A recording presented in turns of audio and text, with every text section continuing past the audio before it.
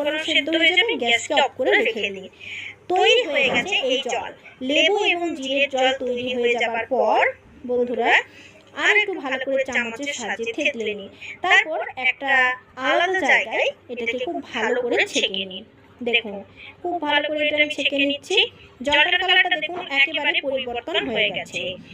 এবং এই যে আমি ছাঁকুনিতে ছেঁকে নিলাম, এই ছাঁকুনিতে আপনারা যে উপকরণগুলো ছাঁকলাম সেটা পরে আবার ব্যবহার করতে পারেন। এখানে হাফ চামচের কম বিট লবণ ব্যবহার করতে পারেন যদি আপনাদের বিট লবণ সহ্য হয়।